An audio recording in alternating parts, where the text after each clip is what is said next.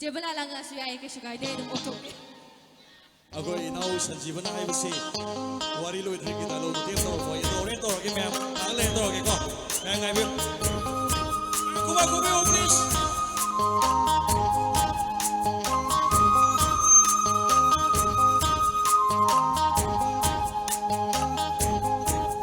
da koi khul ki thongal de ni aina nang bo yeng jaba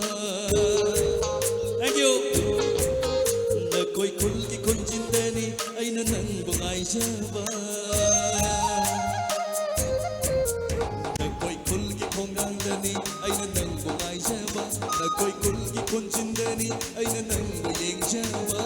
kai sa khol khul ki ishan wo ai roi nang ta ji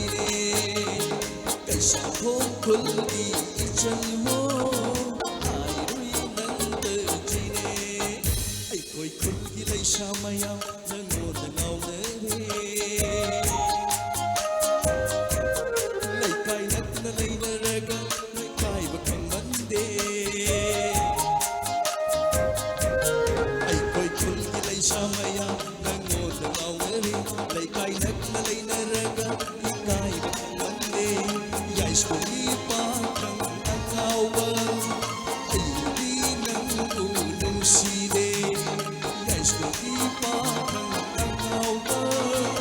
ai di nang tu nu si de Nigishu matata krakar kumo sai sai Bai sa tha ba lo no hona badai sai ko mai tu. ai nupi ma ko thok ta mina ko sai sai ko ye ngam de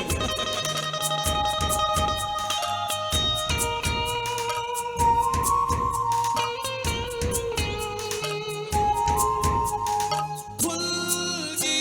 harau kum hai ma khol ta fase ai di ai hi tum ba ya de lam nan ba pa ka na ga sa koi sa naram ba ra sai sa naram ba ra e sim na lo ga ko ka lo sim koi maga atawo sim lo e sim na lo ga ko ka lo sim koi maga Bang no no put na ja koi sarang ni khambada wa jai ne ka mo se tak tak nei puk ding se wa jai ne ka mo se tak tak nei puk ding se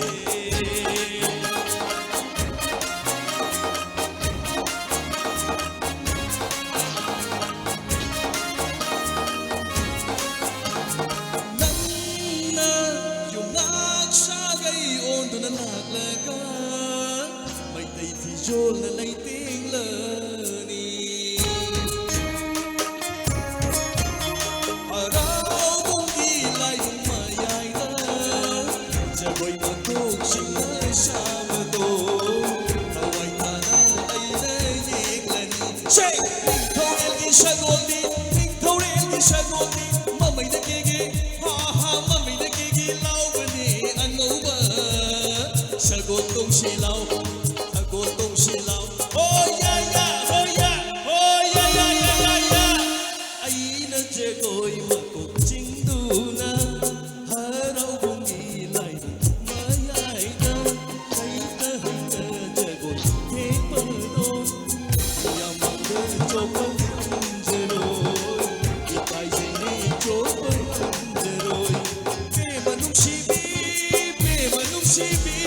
jagoy hay tiwaganu nakut kuching pai du na nakoy yung gisumanga nakoy kon